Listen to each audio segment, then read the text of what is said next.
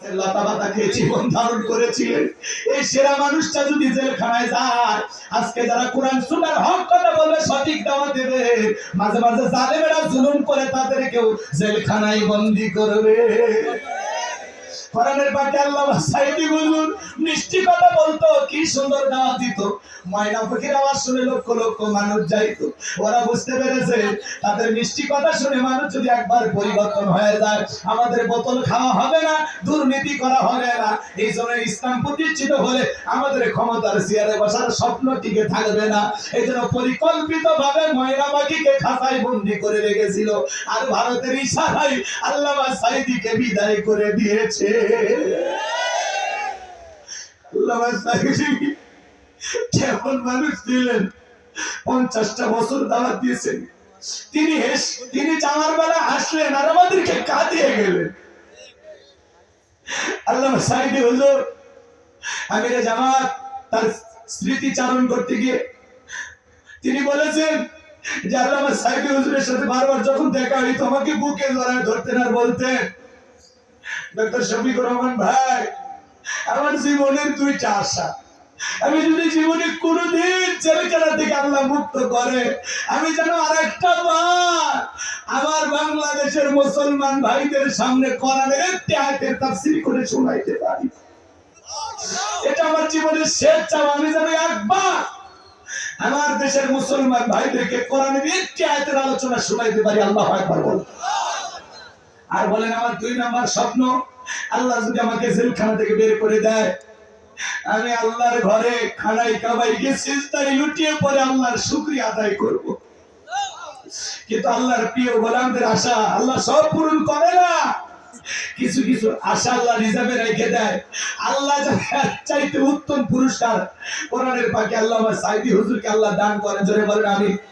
আল্লাহ যেন তার গোলামকে জান্নাতের উচ্চ মাকাম দান করেন, তার কবরটা জান্নাতের বাগান বানায় দেন। সিলে বলেন আমিন। আমার ভাইয়েরা, এই জন্য নাইবে রাসূলের ভূমিকা যারা পালন করবে, মাঝে মাঝে তাদেরকেও জেলখানায় বন্দী করবে। মুফতি আমির হামজা ভাই তাকে জেলখানায় বন্দী করেছিল, সম্মান কমেছে না বেড়েছে? শাইখুল হাদিস ইবনে শাইখুল হাদিস আল্লামা মামুনুল হক, তাকে ওরা জেলখানায় বন্দী করেছিল, সম্মান কমেছে না বেড়েছে? ডক্টর মিজানুর রহমান আজারি ভাই ওরা জুলুম করে দেশের বাইরে পাঠিয়ে দিয়েছিল, এতে তার জনপ্রিয়তা কমেছে না বেড়েছে? হেরে যাবে ওদের হিংসা, জিতে যাবে আমাদের ভালোবাসা। কোন ষড়যন্ত্র করে এদেশের শ্রেষ্ঠ সন্তান আলেমদেরকে কখনো এদেশের মানুষের মন থেকে মুছে ফেলা যাবে না। এদেশের মানুষ আলেমদেরকে কলিজা দিয়ে মহব্বত করে। কথা বলেন ঠিক কিনা? সামনের দিকে যান আমার ভাইয়েরা। আল্লাহ নবী আলাইহিস সালাম উম্মতদেরকে ডেকে বলে, কি ব্যাপার, হয়ে গেল তোমাদের সুন্দর দিন, হয়ে গেল আরামায় সুখের গল্প। ডেকে বলে, পয়গাম্বার, আপনার কথা যে দিবালোকের মতো সত্য হবে, এত তাড়াতাড়ি ভুলে যাবে আমরা বুঝতে পারি নাই। পয়গাম্বার গো, আমরা ভুল করেছি, অন্যায় অপরাধ করেছি। এখন থেকে আর গাছের পূজা, মাছের পূজা, চন্দ্রের পূজা, সূর্যের পূজা করব না। এখন থেকে একমাত্র আল্লাহর ইবাদত করব। আপনি যা বলবেন আমরা তাই শুনবো। আল্লাহ নবী দানিয়েল ডেকে বলে, শোনো, সত্যি যদি তোমরা তওবা করে ফিরে আসতে চাও, তাহলে আজকে রাত 12টার পরে আমি যখন আল্লাহ বলে ডাক দেব, আমার সঙ্গে তোমরা সবাই ঘুম থেকে জাগ্রত হয়ে আল্লাহ বলে ডাক দিবা। আল্লাহু আকবার। শুনে যান আমার ভাইরা, আল্লাহ বলে ডাক দিবা। মনে রাখবা, একমাত্র আল্লাহই পারে জালেমের জেলখানা থেকে মুক্ত করার ব্যবস্থা করে দিতে। রাত 12টার পরে আল্লাহর নবী দানিয়েল আলাইহিস সালাম চিৎকার মারলেন, আল্লাহু আকবার। যদি সবাই জোরে ডাক দেন আল্লাহ, একটু ভালোবেসে ডাক দেন আল্লাহ। পয়গম্বর যখন আল্লাহ আল্লাহ বলে ডাক দিয়েছে, পয়গম্বরের 70,000 উম্মত ঘুম থেকে জাগ্রত হয়ে তারা চিৎকার মেরে আল্লাহু আকবার বলে ডাক দিয়েছেন। এবার পয়গম্বর তাদেরকে নিয়ে কাকুতি মিনতি সহকারে সিজদায় লুটিয়ে পড়ে আল্লাহ তাআলার কাছে দোয়া করতে লাগলেন, আল্লাহ আমার উম্মতরা ভুল করেছে, তারা নিজেদের ভুল বুঝতে পেরেছে, এখন থেকে তারা আর অন্যায় অপকর্ম করবে না, শিরক বিদআত করবে না, একমাত্র আপনার ইবাদত করবে। আল্লাহ গো, আপনি আমার উম্মতদেরকে maaf করে দেন, একমাত্র আপনিই পারেন জালেমের জেলখানা থেকে মুক্ত করার ব্যবস্থা করে দিতে।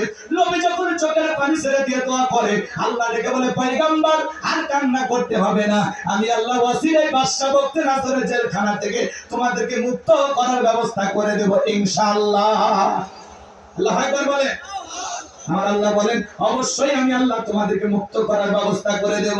আমার ভাইয়েরা, ওই রাত্রিতে আল্লাহ রাব্বুল আলামিন জালেম বাদশা বকতি নাসরকে এমন একটা মারাত্মক স্বপ্ন দেখায় দিয়েছেন। স্বপ্ন দেখে বাদশা বকতি নাসর ঘুম থেকে চিৎকার মেরে উঠছেন। আশেপাশে নিরাপত্তা কর্মীরা দৌড়ে আসলেন, চিৎকার মেরে ডেকে বলেন, এদিকে খেয়াল করো, চিৎকার মেরে ডেকে বলেন, নেতা এত জোরে চিৎকার মারলেন, ব্যাপারটা কি? বলে আমার চেহারার দিকে তাকায় দেখো, আমি কি কারণে চিৎকার মারছি, তোমরা কি বুঝতে পারো নাই? না, বুঝতে পারি নাই। বলে আমি একটা মারাত্মক ভয়ঙ্কর স্বপ্ন দেখেছি। এই স্বপ্নের কি সমস্যা? কুয়াশায় কষ্ট হচ্ছে? কাঁপাকাটি করে নেই, বসো বসো। রাগ করেন আপনারা, রাগ করেন? ভাই দোয়া করবো নাকি? বলেন অসুস্থ যদি হয়ে যাইতেন, অসুস্থ হইতে পারেন না, তাহলে দোয়া করে বাড়ি যে শুনবে আগ্রহ আছে। লিল্লাহি তাকবীর। শোনেন শোনেন, সামনে দিকে গেলে মজা পাবেন। হ্যাঁ, এদিকে খেয়াল করে শোনেন বাজান গো আমার।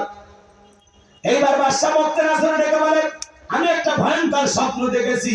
এই দেশের যত স্বপ্নের তাবির কারো কাছে স্বপ্নের ব্যাখ্যা বলতে পারে, সবাইকে আমার দরবারে নিয়ে আসো, আমি স্বপ্নের কথা বলবো আর তাদেরকে স্বপ্নের ব্যাখ্যা বলতে হবে। এবার পরের দিন সকালবেলা হাজার হাজার লোক বাদশার দরবারে হাজির হয়ে গেল। জালেম বাদশা বকতি নাসর যখন স্বপ্নের কথা বলতে যাবে, গতকাল রাতে কি যেন স্বপ্ন দেখলাম আর বলতে পারে না, সমস্ত স্বপ্নের কথা ভুলিয়ে দিলেন তিনি কে? বাদশার মাথার মেমোরিতে থাকা সমস্ত স্বপ্নের কথা নিয়ে যায় আল্লাহ তাআলা নবী দানিয়েল সালামের মাথার মেমোরিতে সেভ করে দিলেন। বলেন সুবহানাল্লাহ। এ যুবক, একটা যুবক শুনো, তোমাদের মোবাইল আছে, একটা মোবাইলে যা আছে তোমার বন্ধুর মোবাইলে সেটা পার করা যাবে কিনা শেয়ারের মাধ্যমে? মানুষের মাথায় যদি এই বুদ্ধি থাকে, আমার আল্লাহ জ্ঞান আছে না নাই? আছে না? হ্যাঁ, বাদশার মাথার মেমোরিতে থাকা সমস্ত স্বপ্নের কথা আল্লাহ তাআলা তার পয়গম্বরের মাথার মধ্যে ঢুকিয়ে দিলেন। বলেন সুবহানাল্লাহ। এবার বাদশা যখন স্বপ্নের কথা বলতে যায়, গতকাল রাতে কি যেন দেখলাম আর বলতে পারে, স্বপ্নের কথা ভুলিয়ে দিলেন। এই ক্ষমতা কার? জোরে বলেন। এবার বাদশা মুহূর্তের মধ্যে ডায়লগ পরিবর্তন করলেন, দেখে বলে, শোনো, গতকাল রাতে স্বপ্নে কি দেখেছি, স্বপ্নের কথা বলতে হবে, স্বপ্নের ব্যাখ্যা তুই চাই তোমাদেরকে বলতে হবে। জনগণ ডেকে বলে, বাদশা এ তো পাগলামি কথা, স্বপ্ন দেখেছেন আপনি, আমরা কিভাবে বলবো? বাদশা কি স্বপ্ন দেখেছে ওই দেশের জনগণ কি জানে? কথা বলে। আপনারা স্বামী স্ত্রী এক খাটে ঘুমান না আলাদা? বলেন হুজুর গরিব হতে পারি কিন্তু বউ ক্রোধ নিয়ে ঘুমায়। ধনী যারা, টাকাওয়ালা যারা, এদের স্বামী স্ত্রীর সম্পর্ক ভালো না। বেশি টাকার অহংকারে স্বামী স্ত্রীর সম্পর্ক দাও কুড়েলের মতো। কথা বলেন নাকি আপনারা? স্বামী এক রুমে ঘুমায়, বউ আলাদা রুমে ঘুমায়। আর গরিব আলু ভাতা দিয়ে ভাত খায়, রিক্সা চালায়, ভ্যান চালায়, মাটি কাজ করে, ঘুমানোর আগে বউ কুলোপ নিয়ে ঘুমায়। হাসির কিছু না। বলে হুজুর গরিব হতে পারি কিন্তু ভালোবাসার অভাব নাই। বিশ্বনবীর ঘরের ভিতরে দামি আসবাবপত্র ছিল না, কিন্তু আম্মা জান আয়েশা বলেন, রাসূল আমাদেরকে এত ভালোবাসতেন, আমরা সব কিছু ভুলে যাইতাম। বলেন সুবহানাল্লাহ। ঘরটা যেন শান্তির বাগান ছিল। সুবহানাল্লাহ বলবেন না? রাসূলের ঘরে কেমন শান্তি ছিল আমি বলবো? একটু অপেক্ষা করেন, মহিলাদের ওয়াজ যদি পারি, সুযোগ পাই, সেদিকে যা বলে দেবো। এদিকে খেয়াল করেন, খেয়াল করেন। আপনার বউ আপনার বাদ দিয়া স্বপ্নে যদি আরেকটা ছেলের হাত ধরে সাতক্ষীরা শহরে ঘরে, আপনারা কি করবেন? মারবেন? একজন পাই সেই পিটাবো। মানে আপনি মানে বউ পিটান মাঝে মাঝে নাকি? বউ পিটানো যাবে না, বউ ভালোবাসার জিনিস। আর যে শীত পড়ছে, আমি আপনাদেরকে অনুরোধ করে বলে যাই, শোনেন, দুইটা মাসে বইয়ের সাথে ঝগড়া করবেন, একটা পৌষ মাস আর একটা মাঘ মাস। এই 2 মাসে যদি বইয়ের সাথে ঝগড়া করেন, আর যে শীত পড়ছে, রাতের বেলা যদি কম্বলের ভিতরে ল্যাপের ভিতরে না নেয়, তো অবস্থা খুবই খারাপ। কথা বলে এজন্য সাবধান।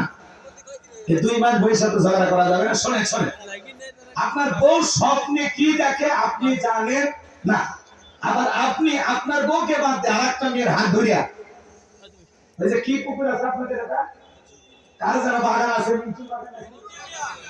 হ্যাঁ মন্টু মেয়ের বাগান, ওই বাগানে বসে ওই মেয়েটার সাথে গল্প করতেছেন। আপনার বউ যদি কি আর পাইতো কি করতো? ঝাঁটাতে পিটায় খাট থেকে নামাই দিচ্ছে। কিন্তু স্বামী কি স্বপ্নে দেখে বউ জানে না, বউ কি স্বপ্নে দেখে স্বামী জানে না। স্বপ্ন যার, চিন্তা ভাবনা থাকে তার। শোনেন শোনেন, মাঝে মাঝে স্বপ্নে দেখি সাপ তারা করছে, ঘুমোতে করে দেখি সাপ নাই, ঠিক না ভাই? মাঝে মাঝে স্বপ্নে দেখি ঘর বাড়ি আগুন লেগে পুড়ে গেছে, ঘুমোতে করে দেখি না সব ঠিকই আছে। মাঝে মাঝে স্বপ্নে দেখি আমি নিজেই মারা গেছি, বউ বাচ্চা কান্নাকাটি শুরু করছে, ঘুমোতে করে দেখি না বাঁচে আছে। কি ভাই মাঝে মাঝে স্বপ্নে মারা যাননি তুই একবার? কথা কয় না, কথা কয় না। স্বপ্ন তো স্বপ্নই, যুবকেরাও কিন্তু স্বপ্ন দেখে, দেখে না? যে যুবকেরা বিয়ে করেনি নায়িকাদের ছবিতে পুরো ঘর সাজানো, বলিউড হলিউড টলিউড ঢালিউড যা আছে সব নায়িকাদের ছবি। কথা কয় না, প্রত্যেকটা রুমে রুমে নায়িকাদের ছবি। ঘুমানোর আগে একবার ছবি দেখা নফল মনে করে, নায়িকাদের চেহারার দিকে তাকানো কি মনে করে? নফল, এটা মনে করে। তাকায় থাকে বলে আরে এরকম বউ যদি ভাইতাম জীবনটা ধন্য হয়ে যেত। কথা কয় না। এক যুবক দেখলেন না রাস্তার মধ্যে সিনেমার পোস্টার, নায়িকের ছবি আছে, এদিক ওদিক তাকায়ও নায়িকের ছবি চুমা খাচ্ছে। কি খোলা মানে এখন নায়িকের। আচ্ছা এই পাগলদেরকে বুঝাবেন কি দিয়ে?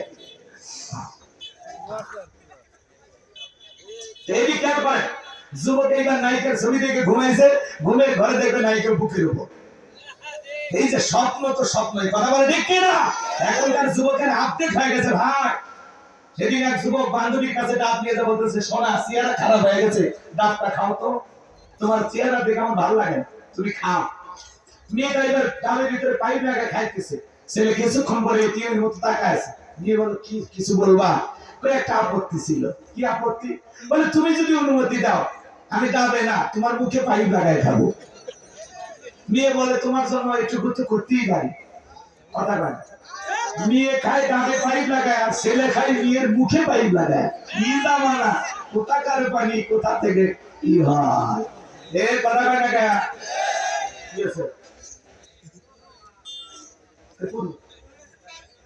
বাচ্চা হারিয়ে গেছে, আমি পড়ে থাকলে হবে, কখন চলবে?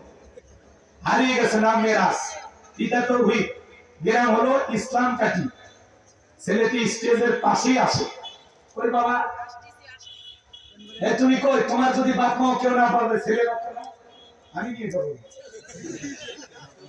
রান্না করে না শোনা আছে। যার বাচ্চা হারিয়ে গেছে মঞ্চে চলে আসেন। মেরাজ নামের একটা বাচ্চা পাওয়া গেছে, ইসলাম কাটি বাড়ি, চলে আসেন। বাচ্চাটাকে কই থাকে? এর মা না বাবা কে হারাইছে, ওরে নিয়ে আসবেন আমার কাছে। বেহুশে মা বাবা বাচ্চা জন্ম দিয়ে ছেড়ে রাখছে, কই গেল খবর রাখে না। বাবা হালকা দিলাম যাতে এরপরে বাচ্চা যান না হারায়। আর আছে আর পাইছে এই ছেলে কার সাথে আসছে শোনেন।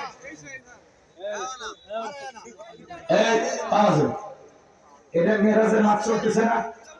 হ্যাঁ, রজব মাস, মেরাজ হাই দিছে, মেরাজ আছে আমাদের কাছে। চলেন আমার ভাইয়েরা, লম্বা করার কোন সুযোগ নাই। হে যুবকের দল, তোমরা একটু ভালো হয়ে যাও।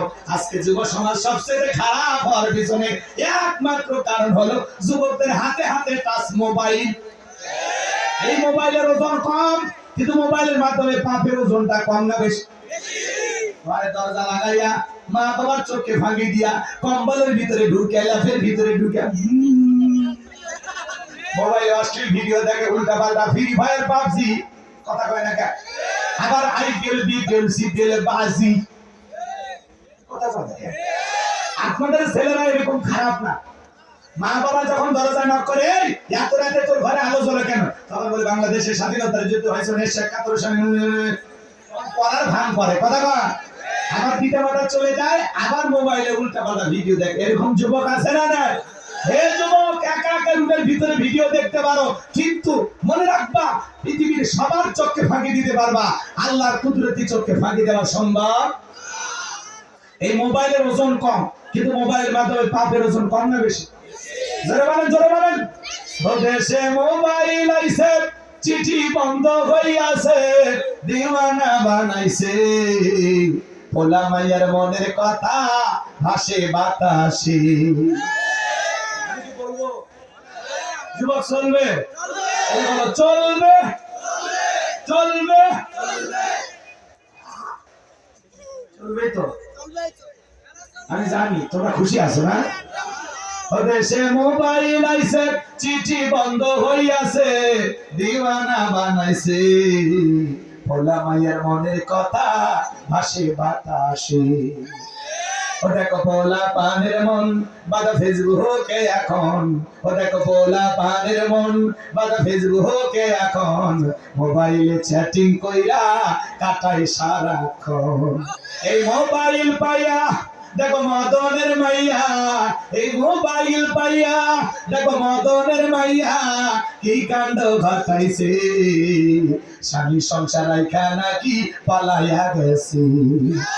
এই যে স্বামী সংসার রাইখা নাকি পালাইয়া গেছে।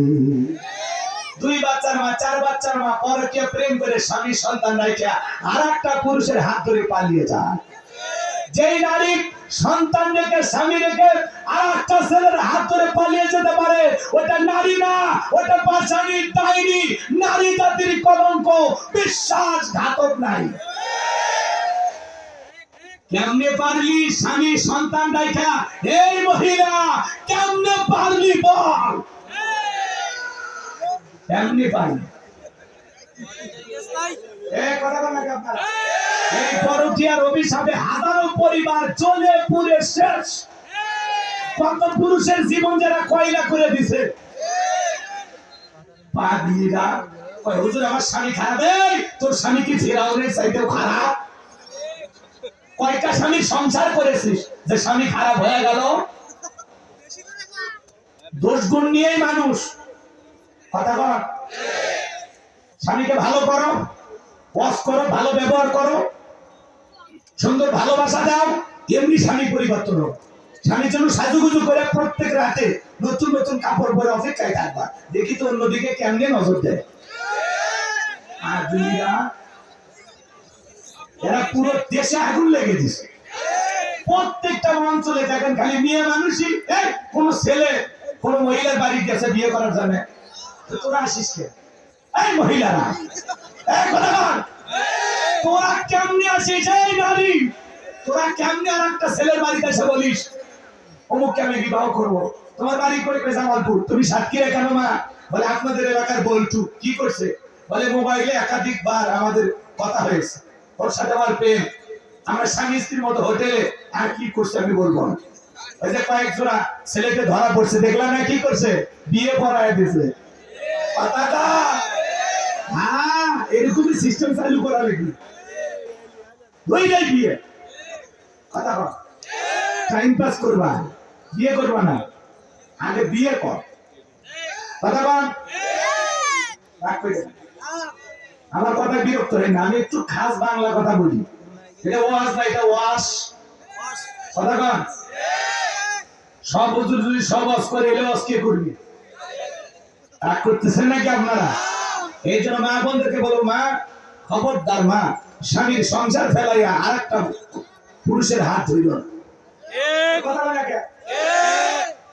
বলতেছে মা তুমি এখানে কেন?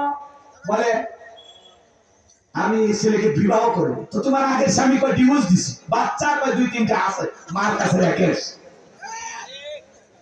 এখন তোমার কি দাবি? বলে এই ছেলে বিয়ে না করে আমি আগে রশি নিয়ে আসছি, মরে যাবো। আর সেদিন এক মহিলা রশি নিয়ে আসছে, বলে রশি দিয়ে গলা তরিতে মারে ভালো। আরে কি জামানা! ও মা কেমনে তুমি এই কথাগুলো বলতে পারো যে এই ছেলে আমাকে ভালোবাসে, তার বাচ্চা আমার পেটে? এই কথা বলার আগে তোর লজ্জা করলো না? কেমনে পারলি মা বিয়ের আগে একটা ছেলের সাথে নিজের জীবনের সবটুকু দিয়ে সম্পর্কটা করতে? নিজেকে এত সস্তা বানায় না মা, তোমার অনেক দাম, অনেক সম্মান। মা নিজের ভিতরের কভারটা ঠিক রাখো, পর্দাটা ঠিক রাখো। কথা বল না কেন? নারীর সম্মান মর্যাদা থাকবে তখনই পর্দা মাইন্ডে চলবে। যখনই নারী পর্দা থেকে নিজেকে মানুষের সামনে ওপেন করেছে, তখন থেকে নারীর দাম কমে গেছে। এজন্য মা পর্দায় থাকো মা। আল্লাহর এই বিধানগুলি দেখায় না। আল্লাহ তোমাদের জন্য পর্দা ফরজ করে দিয়েছেন।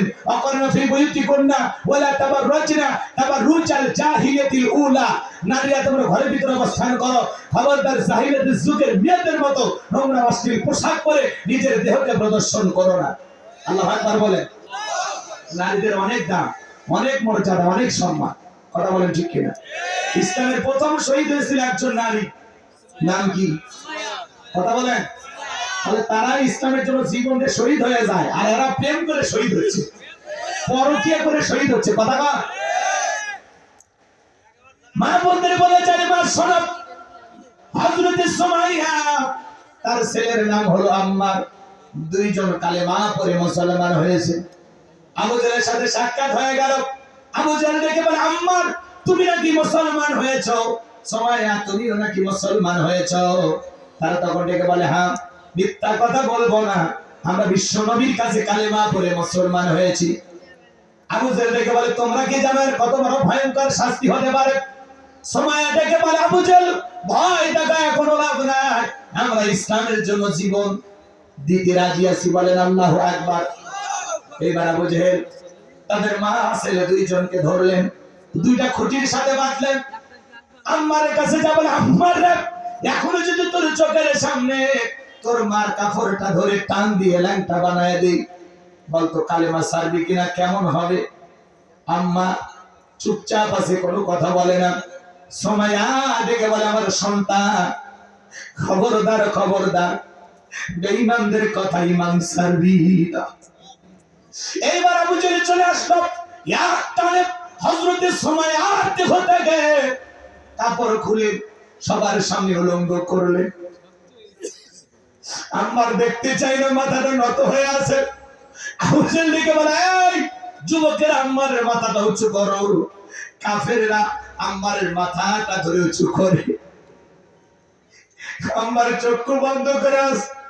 হযরত সুমাইয়া ডেকে বলে, ও আমার সন্তান, বেঈমানদের কথা ঈমান ছাড়বা না।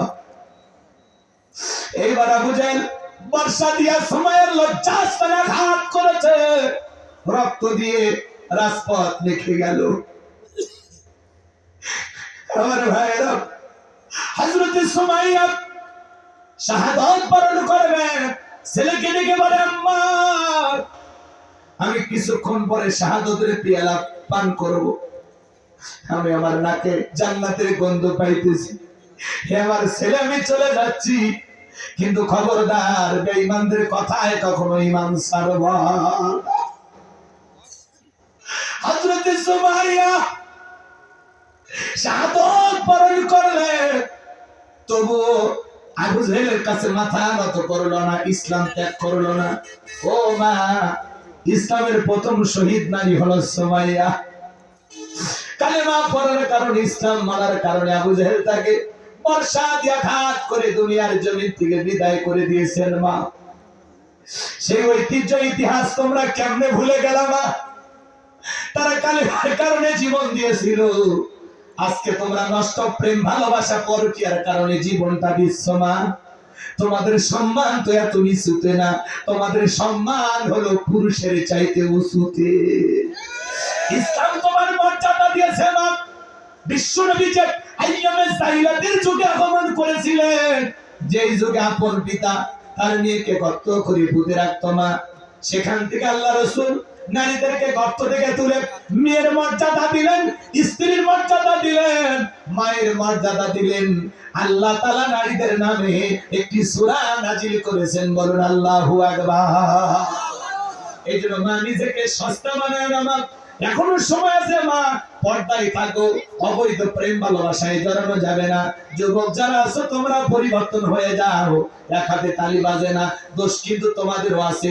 কেমনে পারো? একটা নারীর স্বামী আছে, সন্তান আছে, সেই নারীর দিকে নজর দিতে তুমি কেমনে পারো রে যুবক? তোমার বোনের সাথে যদি এমনটা কেউ করে, মাইনা নিবা। তোমার মায়ের সাথে যদি কেউ পরকীয়া করে, তোমার খালা ফুফুর সাথে যদি কেউ করে, অবশ্যই তুমি মানতে পারবা না। ওই নারী কারো না কারো মা, কারো না কারো মেয়ে, কারো না কারো স্ত্রী, কারো না কারো খালা ফুফু। বিদায় পায়ে হাত অনুরোধ করে যুবক, বিয়ের আগে কোনো অবৈধ প্রেম ভালোবাসা করা যাবে না। কোনো বিবাহিত নারীর সাথে পরকীয়ার মতো জঘন্য সম্পর্কে জড়ানো যাবে না। আল্লাহ যেন যুব সমাজকে হেদায়েত দান করেন। এটা শুনলে বলেন আমিন। দান করেন, মনে হয় বাজান গো আমার, চলেন আমি সামনের দিকে যাচ্ছিলাম, কি কথা বলছিলাম ভুলে গেছেন। বাদশা ডেকে বলে, স্বপ্নে আমি কি দেখেছি, স্বপ্নের কথাও তোমাদেরকে বলতে হবে, স্বপ্নের ব্যাখ্যাও তোমাদেরকে বলতে হবে। জনগণ ডেকে বলে, বাদশা এটা আমাদের পক্ষে বলা সম্ভব নয়। বাদশা ডেকে বলে, কেন, তোমরা নাকি গায়েব জানো? বলেন তো বাজান, দুনিয়ার মানুষ কি কোনো গায়েব জানে? গায়েবের এলেম একমাত্র কার কাছে? আর একটু জোরে বলেন, কার কাছে? আল্লাহ সারা পৃথিবীর কেউ জানে গায়েব জানে না। নবী রাসূলেরা জানতেন ততটুকু, আল্লাহ জানায়া দিতেন যতটুকু। কথা কি বোঝেন নাই? পৃথিবীর নবী রাসূলেরা গায়েব জানতেন ততটুকু, আল্লাহ যতটুকু জানার অধিকার তাদেরকে দিয়েছেন। রাগ করেন নাকি আমার ভাইয়েরা? এজন্য পৃথিবীর কোন মানুষ গায়েব জানে? কিছু কিছু ভণ্ড পীরের আবির্ভাব ঘটে, ওরা বলে আমরা গায়েব জানি। যে বলবে গায়েব জানি, ওরে অন্ধকার রুমে নিয়ে যাচ্ছা তারে পিটাবেন, পিটাবেন আর বলবেন গায়েবই বাদ দিলাম, কারো কাছে বলবি না, বললে ধ্বংস হয়ে যাবে।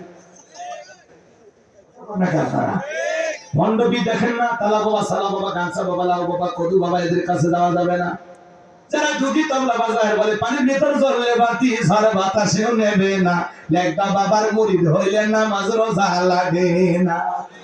যে পিসাই বলবে নামাজ রোজা লাগে না, ওইটা পীর না টাটকা শয়তান। পীর ছিল শাহজালাল খানকায় পিরাজপতিবীর, নারাই তাকবীর হুঙ্কার দিয়েছে, গৌর গোবিন্দ পালাইতে বাধ্য হয়েছে। তারাও ছিল পীর। আর এখন পীর হয়েছে বাপরে বাপ, গরু ছাগল নেওয়ার জন্য। আর আপনারা তো কম খারাপ না, মাইক টাইক নিয়ে ট্রাক ভাড়া করে গান গায় আর যায়, কই আমি ডুব দিয়াছি প্রেম ধরিয়া বাবার সন্ধান, আল্লাহর নাম নাই, নবীরও নাম নাই, কোথাকুতি জিকির আছে না? না, ভণ্ডামি ভণ্ডামি, সব ভণ্ডামি। ভালো হয় শাহজালালের নামে গান শুনলে মাথা গরম হয়।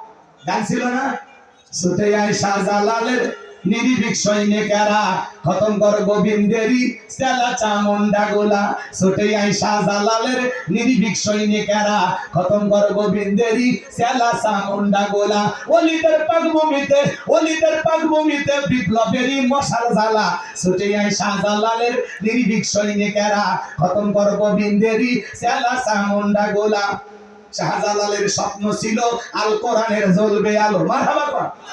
শাহজালালের স্বপ্ন ছিল আল কোরআনের জ্বলবে আলো, সেই আলো জ্বালিয়ে দিতে, সেই আলো ছড়িয়ে দিতে বিপ্লবেরই মশালা জ্বালা। ছুটে আয় শাহজালালের নির্ভীক সৈনিকেরা, খতম কর গোবিন্দেরই চেলা চামুন্ডা গুলা। জোরে বলেন মারহাবা। আর এরা গাজার কলকিতে টান মারে, এমন গাজা খায়, মোজদারি লাল বানাইছে, টস টাইপের মুখ কই খুঁজে পাওয়া যায় না। গাঁজা খেয়ে কলকি টান মারে ধুয়ে ছেড়ে দেয়। রাস্তাঘাটে পুলিশও ঘোরাঘুরি করে আর বলে মনে হয় ওরসে রান্না চলছে। কথা কয় নাকি? আর ওরা আবার গান বানাইছে, কয় ধরো কলকি মারো টান, গাঞ্জা বাবারা সে কান, মরিয়া গেলে সঙ্গে কিছুই যাবে না। আছে না নাই ভণ্ড? খবরদার বাজান, এই ভণ্ডদের কাছে যাওয়া যাবে না, মনে যেন থাকে। ওয়াকুনু মা'আস সাদিকিন, আল্লাহ বলে তোমরা সত্যবাদীদের সঙ্গী হও। যে পীরের পা থেকে মাথা পর্যন্ত নবীর সুন্নাত দিয়ে ঢাকা, যার চেহারার দিকে তাকালে আল্লাহর কথা স্মরণ হয়, এমন হক্কানি আল্লাহওয়ালা যেখানে আমরা আছি, আর ভণ্ড পীর যেখানে আমরা নাই, খবরদার ভালো হয় না। ওদের দরবারে মহিলারা পর্যন্ত যায়, লেখা আছে পবিত্র ওরস শরীফ দোয়া মাহফিল, আর সেখানে শিল্পী যায় উদাসীন শারমি যায়া মাইক ধরে বলে তালা খুলে দে, বাদশা ভাই তালা খুলে দে, রহমতেরই চাবি দিয়া তালা খুলে দে দে দে। রাত 2টার দিকে কিসের তালা খুলবে, কিসের দোকান আছে? আর এগুলো হলো বেহায়ামি, নষ্টামি, ভণ্ডামি। কথা বল। আল্লাহ যেন এই সমস্ত ভণ্ডদের ভণ্ডামি থেকে দেশের মানুষদেরকে হেফাজত করে। একটু জোরে বলেন আমিন। খবরদার এই ভণ্ডদের কাছে যাওয়া যাবে না। এদিকে আছে ভণ্ড কি কয়, তাহলে তো মারি নাকি আমার? কি ভয় আছে? ভয় আছে? ভণ্ডদের কাছে যাওয়া যাবে? সালা বাবা, সালা বাবা, গানসা বাবা, লাউ বাবা, কদু বাবা, কাপড় পরে নাই, নাম দিয়েছিল ল্যাংটা বাবা, এই ভণ্ডদের কাছে যাওয়া যাবে না, মনে যেন থাকে। ইসলামে কোন ভণ্ডবীর জায়গা, ইসলামের ভিতরে কোন ভণ্ডামির জায়গা মনে থাকবে। এবার বাদশা ডেকে বলে কেন তোমরা নাকি গায়েব জানো? দিকে বলে বাদশা, আমাদের পক্ষে স্বপ্নের ব্যাখ্যা স্বপ্নের কথা দুইটাই বলা সম্ভব নয়। আপনি স্বপ্নের কথা বলবেন, আমরা স্বপ্নের ব্যাখ্যা বলে দেব, কিন্তু আপনি স্বপ্নে কি দেখেছেন এইটা বলার ক্ষমতা আমাদের নাই। বাদশা দিকে বলে 7 দিনের আলটিমেটাম দিলাম, 7 দিনের মধ্যে স্বপ্নে আমি কি দেখেছি স্বপ্নের কথাও বলতে হবে, স্বপ্নের ব্যাখ্যাও বলতে হবে। যাও, 7 দিন পরে যদি না বলতে পারো সবাইকে শুলিতে চড়াবো, ফাঁসি দিয়ে মারবো। এই কথা বলে জালেম বাদশা তাদেরকে ছেড়ে দিল। জেলখানায় দিয়ে ঘুরতেছে। আল্লাহর নবী দানিয়েল দিকে বলে, জেলার এদিকে আসো। দেখে মনে হয় টেনশনে আছো। বলে হ্যাঁ টেনশনে আছি। কিসের টেনশন? বলে আমার বাদশা একটা স্বপ্ন দেখেছে, স্বপ্নের কথা বলতে যাবে, স্বপ্নের কথা ভুলে গেছে, আর জনগণকে 7 দিনের সময় বেঁধে দিয়েছে। আল্লাহর নবী দানিয়েল দেখে বলে, জেলা তোমার বাদশার কানে খবর পৌঁছায় দাও, তোমার বাদশা স্বপ্নে কি দেখেছে, এই স্বপ্নের ব্যাখ্যাও জানি, স্বপ্নের কথা দুইটাই আমার জানা আছে। চিৎকারে মেরে বলেন মারহাবা। এবার জেলা এক দৌড়ে চলে গেছে বাদশার কাছে, যা বলে বাদশা, যেখানে একটা কয়েদি আছে, সে আপনার স্বপ্নের কথাও জানে, স্বপ্নের ব্যাখ্যাও জানে, আপনার টেনশনের ওষুধ আমি নিয়ে আসি। বাদশা বক্তের আসর দেখে বলে, বাজান কই, বাজানকে আমার কাছে নিয়ে আসো, ঠেলার নাম বাবাজি। এইবার জেলার যা বলে, ও নবী দানিয়েল, বাদশা তোমার ডেকেছে। বলে না, আমি যাইতে রাজি নাই, আমার একটা শর্ত পূরণ করতে হবে, তারপরে আমি যাব। কি শর্ত? বলে আমার 70,000 উম্মতকে আগে জেলখানা থেকে বের করে দেওয়া লাগবে, সবার শেষে আমি জেলখানা থেকে বের হব। বলেন আল্লাহু আকবার। নেতৃত্ব যদি শেখা লাগে, নেতাগিরি যদি শেখা লাগে, নবীদের কাছ থেকে শিখতে হবে। বলেন আল্লাহু আকবার। আপনি যাত্রার পিছনে স্লোগান দেন, নেতার মোহাম্মদ ভালোবাসে, সাতক্ষীরা শহরে মিছিল করতে গেলেন, নেতা পাশে এক খান ট্যাবলেট খান, ট্যাবলেট খান, ট্যাবলেট খান, যেখানে আমরা আছি সেখানে ট্যাবলেট খান। কবরে তোমরা কেন পড়ে? নেতার মিছিল করতে যায় 105 জনকে ধরে পুলিশ থানায় নিয়ে গেল, নেতা সহ। নেতার তো মামু খালুর অভাব নাই, সকালে জেলখানায় ঢোকে, বিকেলে বের হয়। কিন্তু আপনি গরিব মানুষ, রিক্সা চালান, ভ্যান চালান, মাঠে কাজ করেন, একদিন কাজ না করলে আপনার সংসারে আগুন জ্বলে না, চুলে আগুন জ্বলে না, আপনার পরিবারের মুখে খাবার ওঠে না। নেতা যদি ভালো হইতো ডেকে বলতে, শোনো, এই গরিব কর্মীরা আমাকে মহাব্বত করে ভালোবেসে আমার মিছিল করতে আসছে, আমার একটা কর্মী জেলখানায় থাকা অবস্থায় আমি নেতা জেলখানা থেকে বের হব না। এরা হলো সত্যিকারের নেতা। আর যে নেতা আপনাকে বিপদে ফেলে তামাশা দেখে, নিজেরটা ভালো বোঝে, ওই নেতার পিছনে স্লোগান দিয়ে লাভ নাই।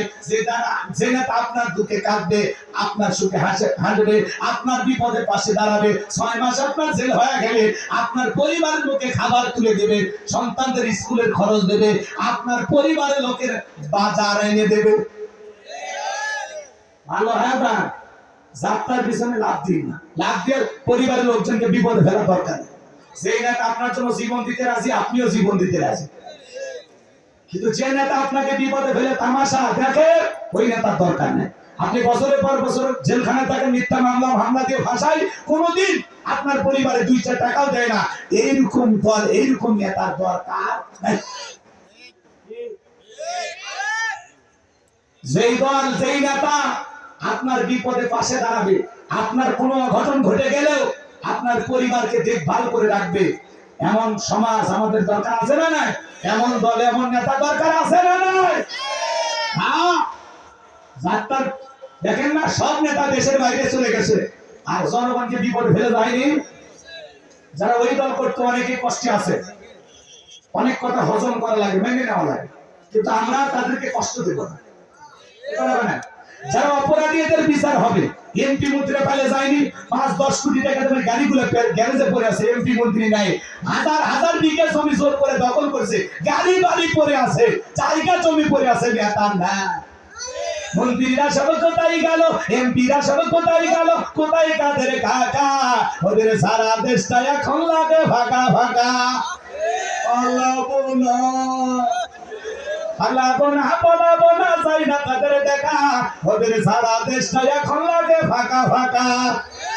আইন মন্ত্রী আটকে গেল আইনেরই ফাঁকে, দাড়ি সারা দরবেশটারে ভণ্ড ভণ্ড লাগে। শুনেছি ভাই কত নেতা নেত্রী খাইতেছে ভাই ডান্ডা, বিচারপতি কালা মানিকের ফাটিয়েছে নাকি আন্ডা। আমার কোনো মিডিয়ার খবর, এই বিচারপতি শামসুদ্দিন মানিক আল্লামা সাইদি হুজুরকে মৃত্যুদণ্ডের রায় দিয়েছিল। আমরা বলতে চাই, এই বিচারক নামের কুখ্যাত কালা মানিককে ওই ট্রাইব্যুনালে মৃত্যুদণ্ডের রায় দিতে হবে। এই বিচারপতি মানিক টকশোতে আমার বোনকে অপমান করে রাজাকারের বাচ্চা বলেছিল, ছাত্র আন্দোলনের সমস্ত ছাত্র নেতাদেরকে রাজাকারের বাচ্চা বলে গালি দিয়েছিল। 116 জন আলেমের তালিকা করে দুদকের কাছে জমা দিয়েছিল, আমার রোল নাম্বার ছিল 23।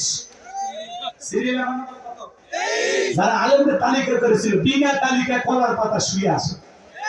পুলিশা বলতেছে ভাই ছাগল কলার পাতা খায় নাকি অন্য কিছু খায়, বাঁচতে চাইলে জেলখানায় চলে। কথা কথা কথা কথা ফলকেরও ঝলক গেল, ফলকেরও ঝলক গেল, থামিয়ে নেটের ঝাঁকা, ওদের সারা দেশটা এখন লাগে ফাঁকা ফাঁকা। কোথায় গেল সংসদেতে মমতাজের গান, কোথায় গেল হযরত বলা স্বামী ওসমান। 70 টাকা তাহাজ্জুদ পড়তো, বিরাট বড় আল্লাহর ওলি দাবি করতো, 41 সাল পর্যন্ত টিকে থাকার স্বপ্ন দেখেছিল, কিন্তু 24 সালের 5 আগস্টে ভাগ্যে কি আছে আল্লাহর ওলিরা জানতো না।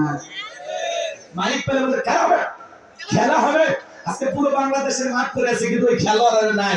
এরা তো খেলোয়াড় ছিল না, ছিল পাক্কা দুর্নীতিবাজ। এরা আমেরিকা, কানাডা, লন্ডনে বাড়ি করেছে, সুইস ব্যাংকের অ্যাকাউন্টে টাকা জমাইছে। কথা বল না কেন?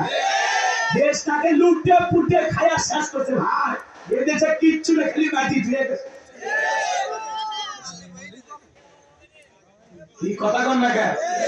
93 বিলিয়ন ডলার ঋণের বোঝা এখন বাংলাদেশের মানুষের ঘাড়ের উপর। 48 বিলিয়ন ডলার ছিল বাংলাদেশের রিজার্ভে, সব খাসে, সব কিচ্ছু তৈরি। যে পরিমাণে দুর্নীতি হয়েছে, 1000 পদ্মা সেতু বানালেও টাকা শেষ হবে না, এত দুর্নীতি হয়েছে এই দেশে। আপনি কি মনে করেন তাহাজ্জুদ পড়ে? ওরা তাহাজ্জুদ করে মিথ্যা কথা বলে। একজন উপদেষ্টা সত্য কথা বলছে, ওনাকে আমি ধন্যবাদ দিই। উনি বলেন ওনারা তাহাজ্জুদ পড়ে সকালবেলা কোরআন পড়ে মিথ্যা কথা বলতো। কথা বল সত্যি, ওদের এত মিথ্যা কথা মানুষ বলে, ওনাদেরকে না দেখলে বিশ্বাস হইত না। কথা বলে কি মায়া লাগে নাকি কারো? 16 বছরের মায়া এখনো কাটেনি। যে মার সন্তানকে ফেলাইয়া চলে যায়, ওই মায়ের মায়া থেকে লাভ নাই। যে মা সন্তানকে বিপদে আগলায় রাখে বুকের ভিতরে, ওটা হলো মা।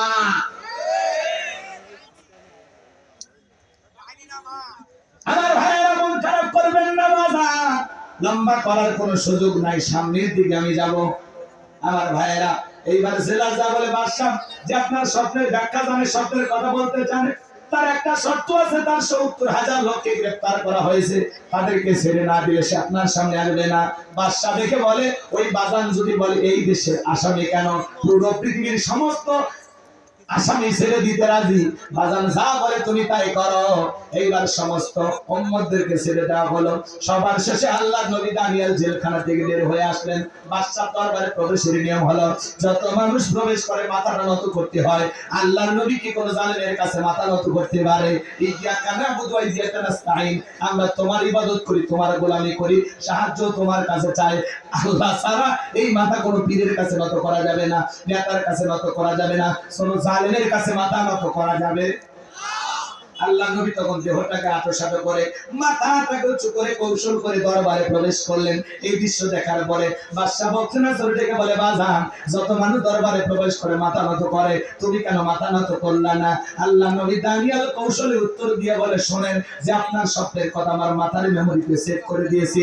তার কথা হলো তাকে ছাড়া দুনিয়ার কারো কাছে মাথা নত করা যাবে না। আমি যদি মাথা নত করতাম আপনার মতো স্বপ্নের কথা ভুলিয়ে দিত, তাহলে আমিও টেনশন, আপনিও টেনশনে মারা যেতেন, আমাকেও মেরে ফেলতেন। তখন ডেকে বলে বাজান যা করেছে ঠিক করেছে, আসলে তোমার মাথায় বুদ্ধি আছে। এই কথা বলে নিজের চেয়ার থেকে উঠে আল্লাহ নবী দানিয়েল সাহেবকে বাদশাহীর চেয়ারে বসায়া দিলেন। চিৎকার মেরে বলুন সুবহানাল্লাহ। সে আল্লাহ জেলখানা থেকে চেয়ারে বসায়, সে আল্লাহ তো আছে না নাই? জোরে বলেন আছে না নাই? এইবার বাদশা বলতে রাসূল ডেকে বলে বাজান তাড়াতাড়ি করে বলো আমি স্বপ্নে কি দেখেছিলাম আর স্বপ্নের ব্যাখ্যা কি হবে। আল্লাহ নবী দানিয়েল বলতে চায়, আপনারা কি শুনবেন? আগ্রহ আছে? কারা কারা শুনতে চান দুই হাত তুলে দেখান। লিল্লাহি তাকবীর, আরেকটু জোরে লিল্লাহি তাকবীর। আপনারা অনেকে ওটা বসে করতেছেন, কি খুব বেশি কষ্ট হয়? আল্লাহ বলেন তাবারাকাল্লাযী বিয়াদিহিল মুলকু ওয়া হুয়া আলা কুল্লি শাইইন কাদির। মহামান্বিত সেই সরকার যার হাতে সর্বময় কর্তৃত্ব রাজত্ব পাওয়ার ক্ষমতা, তিনি হলেন সব বিষয়ের উপরে ক্ষমতাবান, তিনি হলেন সব বিষয়ের উপরে শক্তিবান। আল্লাহু আকবার বলেন। তাহলে সকল ক্ষমতার একমাত্র মালিককে। আর একটা আয়াত তেলাওয়াত করেছি, 10টা মিনিট ওই আয়াতের জন্য দেওয়া যাবে। 2 নম্বর আয়াত শুরু হয়ে গেল। আল্লাহ তাআলা বলেন, আল্লাযী খালাকাল মাউতা ওয়াল হায়াতা লিয়াবলুয়াকুম আইয়ুকুম আহসানু আমালা ওয়া হুয়াল আজিজুল গফুর। আল্লাহ রাব্বুল আলামিন বলেন, আল্লাযী খালাকাল মাউতা ওয়াল হায়াতা, যিনি সৃষ্টি করেছেন মৃত্যু আর জীবন, লিয়াবলুয়াকুম আইয়ুকুম আহসানু আমালা। আমার আল্লাহ দেখে বলেন, আমি পরীক্ষা করে দেখবো আমলের দিক দিয়ে কার আমল কত বেশি উত্তম, কার আমল কত বেশি সুন্দর। যার আমল ভালো তার আখিরাত ভালো, যার আমল খারাপ তার আখিরাত হয়ে যাবে বরবাদ। শুনে শুনে আল্লাহ পরীক্ষা করে দেখবেন আমলের দিক দিয়ে কার আমল কত বেশি উত্তম, কে কত সুন্দর আমল করেছে। সুবহানাল্লাহ বলবেন না? শুনেন আয়াতের শুরুতে আল্লাহ কি বলেন, আল্লাযী খালাকাল মাউতা ওয়াল হায়াতা, যিনি সৃষ্টি করেছেন মৃত্যু আর জীবন। ভালো করে বোঝেন, এই পৃথিবীতে বড় যত বড় ক্ষমতাধর হোক, কোন মৃত ব্যক্তিকে জীবিত করার ক্ষমতা আমাদের আছে? তাম পৃথিবীর সমস্ত জালেমেরা ঐক্যবদ্ধ হয়ে আকাশের দিকে সমস্ত অস্ত্র তাক করে যদি গুলি বর্ষণ করে, আসমান থেকে এক ফোঁটা বৃষ্টি আনতে পারবে? সমস্ত অস্ত্র দিয়া জমিনের ভিতরে যদি গুলি বর্ষণ করে, গুলি নিক্ষেপ করে, বলেন তো বাজার, এই জমিন থেকে একটা আলু বের করার ক্ষমতা ওদের আছে? যারা পাখির মতো গুলি করে মানুষ হত্যা করেছিল, একটা শহীদ আবু সাইদকে ফেরত দেওয়ার ক্ষমতা ওদের আছে? একটা মুগ্ধকে ফেরত দেওয়ার ক্ষমতা ওদের আছে? হাজার হাজার মুসলমানকে হত্যা করবেন, শিশুদেরকে হত্যা করবেন, শিশু থেকে বৃদ্ধ পর্যন্ত কেউ আপনাদের গুলির হাত থেকে রক্ষা পায়নি। আজকে সে সমস্ত পুলিশ ভাইদের পোশাক পরিবর্তন করা হচ্ছে। আপনারা শুনেছেন শিল্পী আসিফ, একটা শিল্পী আছে না গান গায়, ওনার নাম কি? আসিফ আকবর। এই শিল্পী এই পুলিশ আনসার র্যাব তাদের পোশাক দেখে তিনি বলেছেন, এই পোশাক যিনি ডিজাইন করেছেন, এই পোশাকের দায়িত্ব যাদেরকে দেওয়া হয়েছিল এদেরকে অতি দ্রুত গ্রেফতার করা হোক। সামাজিক মাধ্যমে সবাই জোর দাবি করেছেন যে এটা র্যাবের পোশাক হতে পারে না, এটা পুলিশের পোশাক হতে পারে না, এটা আনসারের পোশাক হতে পারে না। পোশাকের যে ডিজাইন করা হয়েছে, পোশাকগুলো যে কালারের বানানো হয়েছে, পোশাকগুলো যে ক্যাটাগরিতে তৈরি করা হয়েছে, আসলে প্রশাসনের এই 3 বাহিনীর সাথে এই পোশাকগুলো মানায় না, যায় না। দেখতে বিশ্রী লাগতেছে, অসুন্দর লাগতেছে, খারাপ লাগতেছে, কথা বলে না কেন? এই জন্য সামাজিক মাধ্যমে সবাই এই পোশাকগুলোর বিরোধিতা করে বলতেছে, যারা এই পোশাকের ডিজাইন করছে এদেরকে গ্রেফতার করা হোক, কথা বলে না কেন? আসিফ আকবর লিখেছেন গ্রেফতার করা হোক। এইভাবে সোশ্যাল মিডিয়া সবাই নিউজটা প্রচার করতেছেন যে আসলে এটা পোশাক, এই পোশাক চলবে না। তা আমরা বলতেছি শুধু পোশাক পরিবর্তন করলে হবে না, ওই পোশাক যে মানুষগুলো পরিধান করবে সেই সমস্ত প্রশাসনের ভাইদের মন মানসিকতারও পরিবর্তন করতে হবে। পোশাকে যায় আছে না, পোশাক আগের গুলো চলবে, কিন্তু আমরা সোনার মানুষ চাই। আমাদের কেনার টাকায় পোশাক তৈরি হবে, আমাদের কেনার টাকায় বন্দুক পিস্তল কেনা হবে, আমাদের টাকায় বুলেট কেনা হবে। আবার আমরা যদি কোনো সঠিক দাবিতে প্রতিবাদ করি, ওই বুলেট দিয়ে আমাদেরকে হত্যা করা হবে, এমন বাহিনী আমরা চাই না। কথা বল।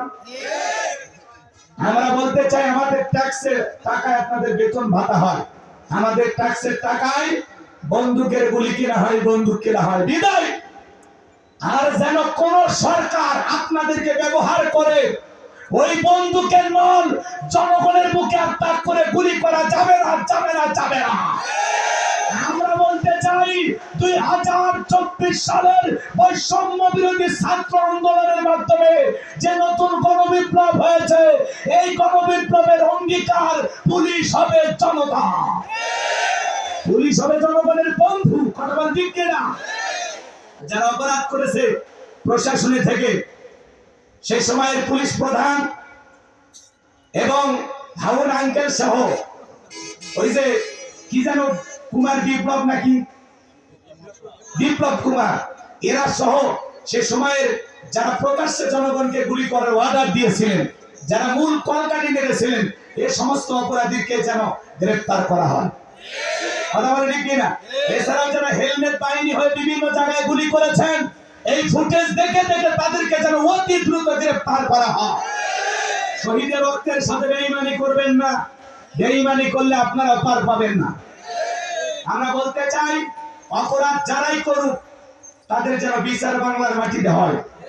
শুধু পোশাক পরিবর্তন চাই না, পুলিশের মন মানসিকতারও পরিবর্তন চাই, প্রশাসনের ভাইদের মন মানসিকতার পরিবর্তন চাই।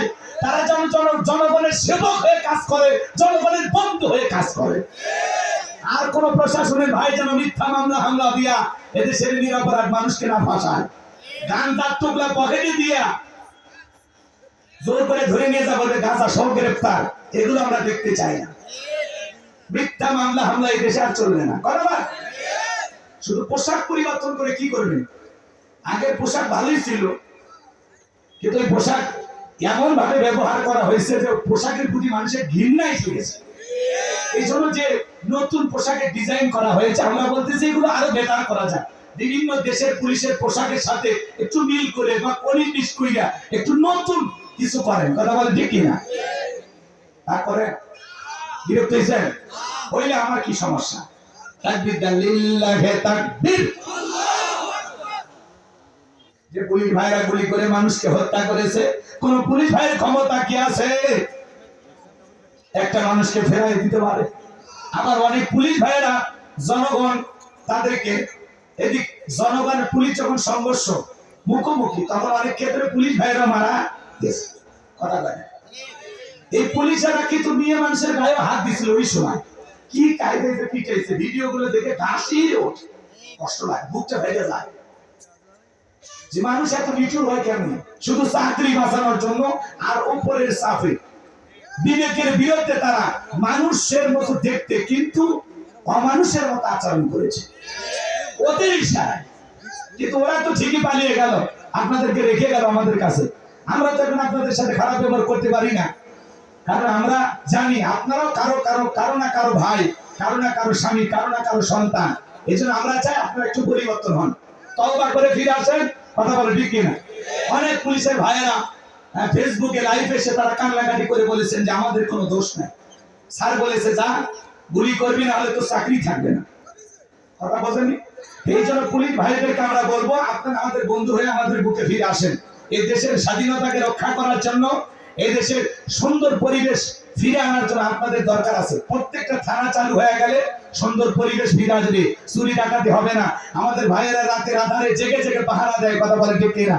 বিভিন্ন জায়গায় যেখানে চুরি চিন্তা হয় সেখানে আমাদের পুলিশের ভাইয়েরা সারা রাত জায়গা বউ বাচ্চা সব রেখে এসে পাহারা দেয়। এই জন্য পুলিশ ভাইদেরকে ধন্যবাদ জানাই। এদেশের জন্য আপনাদের অনেক প্রয়োজন আছে। আল্লাহ এদেশের প্রশাসনের ভাইদেরকে সঠিক বুঝ দান করুন, জনগণের জন্য খেদমত করা তৌফিক দান করুন। একটু চিল্লায় বলা যাবে কি আমিন? আল্লাহ বলেন আল্লাযী খালাকাল মাউতা ওয়াল হায়াতা, যিনি সৃষ্টি করেছেন মৃত্যু আর জীবন। আল্লাহ তাআলা সর্বপ্রথম মৃত্যুর কথা কেন বললেন? মাযা মৃত্যুর কথা কেন বললেন? আল্লাহ বলেন কুল্লু নাফসিন যায়িকাতুল মাউত, প্রত্যেক প্রাণীকে মৃত্যুর স্বাদ গ্রহণ করা লাগবে। এই স্বাদ হলো দুই প্রকারের, মিষ্টি খেলে মিঠা লাগে, নিম পাতা খেলে তিতা লাগে। যারা ঈমানদার তাদের মৃত্যুটা হবে মিঠা। মায়ের কোলে দুধ পান করতে করতে শিশুটা যেমন ঘুমের মধ্যে চলে যায়, যারা ঈমানদার তারা তেমনি ভাবে বিদায় নেবে, টেরও পাবে না। বলুন সুবহানাল্লাহ। যারা না ফারমান বেঈমান আল্লাহর অবাধ্য গোলাম, যারা বলে খাও দাও ফুর্তি করো, দুনিয়াটা মস্ত বড়, পাপের সাগরে হাবুডুবু খায়। এ বাজারে 10টা মিনিট চাইলাম না। আচ্ছা, মৃত্যুর শুনে কি ভয় লাগে? হ্যাঁ, আমি বললাম একটু নরম আলোচনা, একটু সাক্ষীর মানুষ দিল কঠিন করি না, একটু নরম হওয়ার চেষ্টা করে। এই ভাই বসেন, চলে দোয়া করি। চলে আমি 10 মিনিট অনুরোধ করে বললাম 10টা মিনিট আমার দেন, এই আয়াতের আলোচনা শোনেন, 2টা ইঞ্জিন নরমাল কিছু নিয়ে যান, দেখে তো পরিবর্তন হওয়া যায় কিনা। কান্না করার চেষ্টা করেন, মানে চোখ বন্ধ করেন, বসো, আবার আসে বসো, মরবো না, মরণের ভয় নাই, তাহলে বসে ভাই, বসে বসে ভাই, একটু বসেন না, এখনই দোয়ার দিকে যাবো, 10 মিনিট গড়ি ধরে 10 মিনিট 12 মিনিট হবে, বসে আমি দোয়া করে দেব। যারা যাচ্ছেন যদি পারেন গাড়িতে বই আছে নিয়ে যাবেন ইনশাআল্লাহ। এদিকে আর পার, তাহলে সবাইকে মৃত্যুর স্বাদ গ্রহণ করা লাগে। যারা ইমানদার এদের মৃত্যু হবে ভয়ঙ্কর কঠিন। দেখেন না কত মানুষ মৃত্যুর সময় পেশাব পায়খানা করে দেয়, চোখগুলো বড় বড় করে, গালি দিতে দিতে মারা যায়, হাহাকার করে, ওই যে ধরতে আসছে, আমি যাবো না, যা যা যা, আতঙ্কিত হয়। কত মানুষ মৃত্যুর 6 মাস আগে জবানটা বন্ধ হয়ে যায়, সন্তানেরা শরবত বানায় মুখে তুলে দেয়, খাওয়ার শক্তি গাড়ি বের হয়ে পড়ে যায়। সকল ধর্মের মানুষ বিশ্বাস করে মৃত্যু এটা চিরন্তন সত্য। আমার ভাইয়েরা, দেশে আছি এটাই অস্বাভাবিক, মৃত্যু হবে এটাই স্বাভাবিক। এই দুনিয়া থাকার জায়গা না বাজান, দুনিয়া কাউরে জায়গা দেয় না। আল্লাযী খালাকাল মাউতা ওয়াল হায়াতা, আল্লাহ বলেন যিনি সৃষ্টি করেছেন মৃত্যু আর জীবন। সর্বপ্রথম আল্লাহ মৃত্যুর কথা কেন বলেন বাজান? এই দুনিয়াতে আসার একটা সিরিয়াল আছে, যাওয়ার কিন্তু কোনো সিরিয়াল নাই। দাদা আসছে, দাদার পরে বাবা আসছে, বাবার পরে আমি আসলাম, আমার পরে আমার সন্তান আসলো, কিন্তু যাওয়ার বেলায় দাদার আগে নাতি চলে যায়, বাবার আগে সন্তান চলে যায়, বাবার কাছে সন্তানের লাশ। এটা হলো দুনিয়ার সব চাইতে ভারী বোঝা। এই বোঝা বহন করে ক্ষমতা বাবাদের থাকে না। এই যুবক, কবরস্থানের দিকে তাকায় দেখো, তারা তো এই গ্রামে বসবাস করত, কত বৃদ্ধ কবরস্থানে চাইতো, তোমার মতো কত যুবক চাইতো, শিশু চাইতো। হে যুবক, দুনিয়া সাকার জায়গা না, সবাইকে মৃত্যুর স্বাদ গ্রহণ করা লাগবে। এই দুনিয়ার জমিনে একটা মানুষ আসবে, 9 মাস 10 মাস আগে খবর পাওয়া যায় একটা সন্তান জন্ম নেবে, কিন্তু একটা মানুষ মৃত্যুবরণ করবে, দুনিয়ার সফর শেষ করবে, 9 সেকেন্ড আগেও জানা যায় না কার কখনো কোথায় মৃত্যু হবে। হে যুবক, তুমি কি মনে করো মৃত্যু থেকে পালায়ে বাঁচতে পারবা? পারবা না। আল্লাহ বলেন আইনামা তাকুনু ইদরিকুমুল মাউতু ওয়ালাউ কুনতুম ফি বুরুজিন মুশাইয়াদা। সূরা নিসার 78 নম্বর আয়াত। আল্লাহ ডেকে বলেন যেখানে থাকো, যে অবস্থায় থাকো, মৃত্যু তোমাদেরকে ধরবেই, মৃত্যু থেকে পালানোর কোনো রাস্তা খোলা নাই। আমাদের সবাইকে মৃত্যুর স্বাদ গ্রহণ করা লাগবে। হে বাজার, দুনিয়া থাকার জায়গা না, আমরা কেউ চিরকাল বেঁচে থাকবো না। মৃত্যুর যন্ত্রণা যে কত কঠিন রে যুবক। আল্লাহর নবী ইদ্রিস আলাইহিস সালামকে জিজ্ঞাসা করা হয়েছিল, ও আল্লাহর নবী ইদ্রিস, আপনার কাছে মৃত্যুর যন্ত্রণা কেমন মনে হয়েছিল? আল্লাহর নবী ইদ্রিস আলাইহিস সালাম ডেকে বলেন, শোনো, জ্যান্ত ছাগলের গা থেকে চামড়া খসাইলে ছাগল তার যেমন কষ্ট হয়, আমার কাছে মৃত্যুর যন্ত্রণা তার চাইতে বেশি কষ্টকর মনে হয়েছে। মৃত্যুর যন্ত্রণা কত কঠিন, কত ভয়ঙ্কর। হে বাজা, আপনার আমার প্রিয় নবীর ইন্তেকালের সময় নবী আমার দুনিয়া থেকে বিদায় নিয়ে যাবেন, ফাতেমা চোখের পানি ছেড়ে দেওয়া জোরে কান্না করে। নবী আমার ডেকে বলে, মা ফাতেমা, তোর চোখের পানি আমার সহ্য হয় না রে মা, আয় আয়, তোর কানটা আমার মুখের কাছে লাগায় দে। হযরতে ফাতেমা কানটা মুখের কাছে লাগায় দিলেন। নবী কি যেন বললেন, হযরতে ফাতেমার কান্না বন্ধ হয়ে গেল। আম্মা জান আয়েশা জিজ্ঞাসা করেন, আমার মেয়ে ফাতেমা, তোমার আব্বা জান কি এমন বলেছে মা, যার কারণে কান্নাটা বন্ধ হয়ে গেল? হযরতে ফাতেমা ডেকে বলে, মা, বাবা আমাকে বলেছেন বাবার ইন্তিকালের পরে সর্বপ্রথম বাবার সাথে আমার সাক্ষাৎ হবে। বুঝতে পেরেছি মা, বাবার ইন্তিকালের পরে বেশি দিন দুনিয়াতে আমাকে থাকা লাগবে না। আমার ভাইরা, জিবরাইল আসলেন, নবীকে সালাম দিলেন, আসসালামু আলাইকুম ইয়া রাসূলুল্লাহ, ইয়া হাবিবাল্লাহ। নবী গো, আল্লাহ তাআলা আপনার শরীরের অবস্থা জানতে চায়। আমার নবী বলে আল্লাহ জানার পরেও যেহেতু জানতে চায়, জিবরাইল যাও জানা দাও আমি নবী আগের চাইতে অনেকটা ভালো আছি আলহামদুলিল্লাহ। কিছুটা সময় পরে আবার জিবরাইল আসে, নবীকে ডেকে বলে নবী আজকে আসমান থেকে আমি একা আসি নাই, আমার সাথে আর একজন ফেরেশতা এসেছেন যার নাম হলো মালাকুল মউত। যেই মালাকুল মউত দুনিয়ার কারো বাড়িতে ঢোকার পারমিশন লাগে না, অনুমতি লাগে না গো নবী, আপনার অনুমতির অপেক্ষায় দাঁড়িয়ে আছে। নবী আমার অনুমতি দিলেন, মালাকুল মউত ভিতরে প্রবেশ করে নবীজিকে সালাম দিলেন, আসসালামু আলাইকুম ইয়া রাসূলুল্লাহ ইয়া হাবিবাল্লাহ হুজুর। নবী আমার সালামের জবাব দিলেন। মালাকুল মউত ডেকে বলে নবী আপনি যদি অনুমতি দেন আপনার রূহটা আমি বের করব, আর আপনি যদি অনুমতি না দেন আমার আল্লাহ বলেছেন মালাকুল মউত আমার বন্ধু যদি অনুমতি না দেয় এক সেকেন্ড দেরি করবি না, আমার বন্ধুর যতদিন মনে চায় ততদিন দুনিয়ার জমিনে থাকবে, বলুন সুবহানাল্লাহ। আমার নবী বলে মালাকুল মউত এরপরে কি আর কোনোদিন আসবে না? মালাকুল মউত ডেকে বলে নবী যেহেতু জীবন আছে আপনার মৃত্যুর স্বাদ তো অবশ্যই আপনাকে একদিন গ্রহণ করতেই হবে। জিবরাইল বলে নবী আল্লাহ তাআলা আপনার দিদারের ইন্তজাম করতেছেন। নবী আমার দেখে বলে মালাকুল মউত যেহেতু আরেকবার তোমাকে আসতেই হবে তাহলে ঠিক আছে যাও, আর তোমাকে দ্বিতীয়বার কষ্ট করা লাগবে না, আমি তোমাকে অনুমতি দিলাম তুমি আমার রূহটা বের করতে পারো।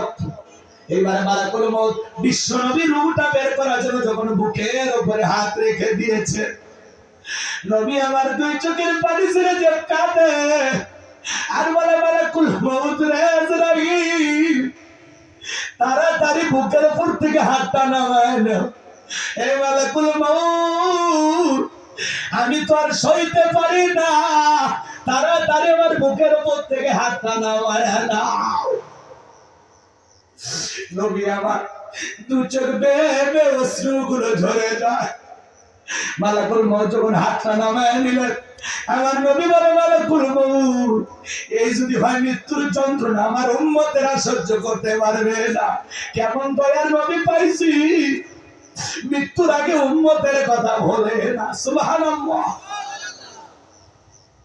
মালাকুল মউত ডেকে বলে নবী বিশ্বাস করেন আমার আল্লাহ তাআলা বারবার বলেছেন হে মালাকুল মউত জীবনে আমি কোনোদিন তোরে কোনো কিছু বলি নাই, আজকে এমন একটা মানুষের কাছে যাবি রে মালাকুল মউত যেই মানুষটাকে আমি আল্লাহ বড় ভালোবাসি। মালাকুল মউত আমার বন্ধুরে কষ্ট দিবি না, বিশ্বাস করেন গো নবী দুনিয়ার সবচাইতে কম কষ্ট দিয়া আপনার রূহটা আমি বের করার চেষ্টা করতেছি। আমার নবী বলে মালাকুল মউত এই যদি ভাই দুনিয়ার সবচাইতে কষ্ট কম কষ্ট আমার উম্মতেরা সহ্য করতে পারবে না, আমারে কথা দে রে মালাকুল মউত আমার উম্মতকে কষ্ট দিবি না। আজরাইল বলে নবী কথা দিলাম যারা আপনার রেখে যাওয়া আদর্শ মোতাবেক চলবে, আল্লাহর বিধান মোতাবেক চলবে, যারা হবে নেককার ঈমানদার, কথা দিলাম গো নবী তাদের রূহটা বের করার সময় আমি ইহসান করব, তাদেরকে আমি কম কষ্ট দিয়া তাদের জানটা বের করে নেব। চিৎকার মেরে বলুন আল্লাহু আকবার। এবার যখন দ্বিতীয়বার বিশ্ব নবীর রূহটা বের করার জন্য বুকের উপরে হাত রেখে দিয়েছে, নবী আমার কাঁধে আর বলা মালাকুল মউত তাড়াতাড়ি হাতটা নামায় নে, আমি নবী আর সহ্য করতে পারি না। মালাকুল মউত দ্বিতীয়বার হাতটা নামায় নে, আমার নবী বলে মালাকুল মউত আমার কাছে মনে কর উহুদ পাহাড় আমি নবীর বুকের উপরে চেপে ধরা হয়েছে,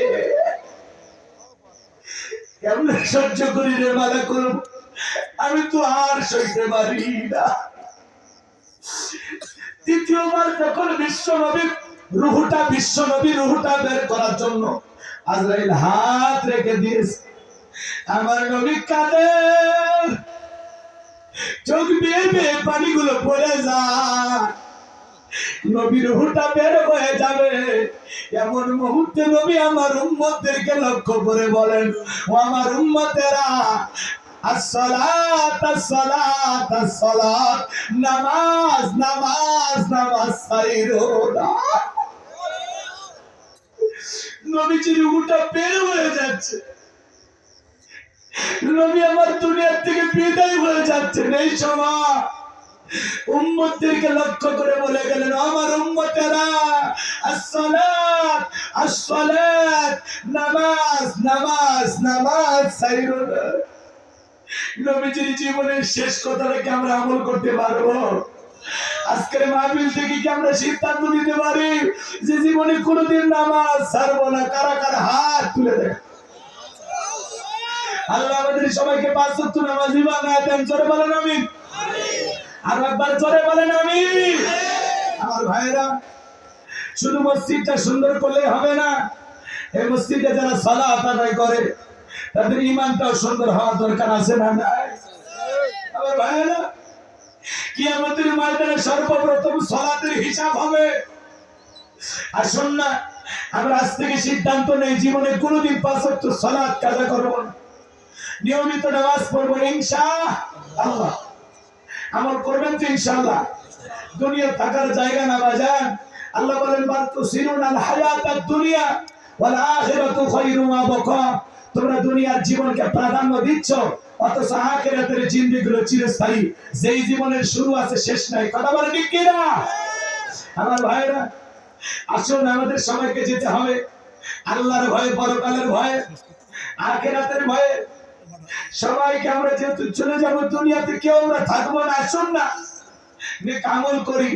আল্লাহ বলেন আল্লাযী খালাকাল মাউতা ওয়াল হায়াতা, যিনি সৃষ্টি করেছেন মৃত্যু আর জীবন, লিয়াবলুয়াকুম আইয়ুকুম আহসানু আমালা। আমি আল্লাহ পরীক্ষা করে দেখব আমলের দিকটা কার আমল কত বেশি উত্তম, কার আমল কত বেশি সুন্দর। যার আমল ভালো তার আখিরাত ভালো। বিশ্বনবী বলেছেন ক্বালা রাসূলুল্লাহি সাল্লাল্লাহু আলাইহি সাল্লাম ইন্নামাল কুবুরু রাউযাতুম মিন রিয়াদিল জান্নাহ আও হুফরাতুম মিন হুফারিন নার। রাওয়াহু তিরমিজি। বিশ্বনবী বলেন যে ব্যক্তির আমল ভালো, মৃত্যুর সঙ্গে সঙ্গে আল্লাহ তাআলা তার কবরটাকে জান্নাতের বাগান বানায় দেবেন। বলুন সুবহানাল্লাহ। আর আল্লাহ তাআলার হাবিব বলেন যে ব্যক্তির আমল খারাপ, আও হুফরাতুম মিন হুফারিন নার, তার কবরটা হবে জাহান্নামের আগুনের গর্ত। কিসের গর্ত? জাহান্নামের আগুনের গর্ত।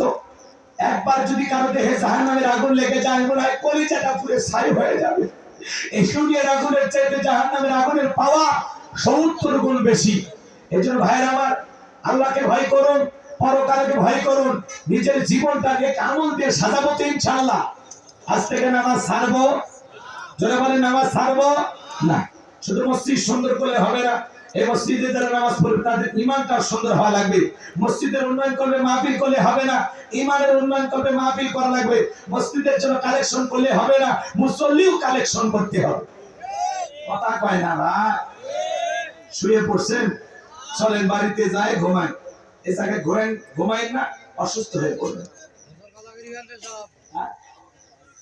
কথা বলেন আপনি? ঠিক আছে, দাঁড়ান, এদিকে খেয়াল করেন। আমি দুইটা কথা বলতে চাইছিলাম। বাদশা শব্দে কি দেখেছে, শব্দের ব্যাখ্যাটা কি হবে, আর হযরত আলীর কথা আপনারা কি ভুলে গেছে? যদি শোনার আগ্রহ থাকতো আপনারা উঠতেন না। তো দুইটার মধ্যে একটা তো বলা যাবে, তাই না? হযরত আলীর কথাটা আমি বলবো, এদিকে খেয়াল করেন। মোনাজাত হবে এখনই, হযরত আলীর কথাটা আমি শেষ করেই দোয়া করব। যারা চলে যাচ্ছেন যদি পারেন গাড়ি থেকে বই নেবেন। আর প্রচন্ড ঠান্ডার কারণে অনেকেই টিকতে পারেনি, শরীর তো এমনি দুর্বল। কথা হয় না? এই জন্য দুর্বল পুরুষেরা চলে গেছে। এখন যারা বসে আছে এরা মুজাহিদ, দিনের সৈনিক, এদের পাওয়ার আছে। কথা কন, এরা ঠিকই আছে এখনো। এক মিনিট 2 মিনিট যাবার তাতে বলছে। উনি বলে শেষ করলে আমি আলীর কথা বলে দোয়া করে দেব। আসসালামু আলাইকুম ওয়া রাহমাতুল্লাহি ওয়া বারাকাতুহু। আল্লাহ পাকের দরবারে লাখ লাখ শুকরিয়া, যিনি দীর্ঘক্ষণ যাবত আমাদেরকে কোরআন ও সুন্নাহ গুরুত্ব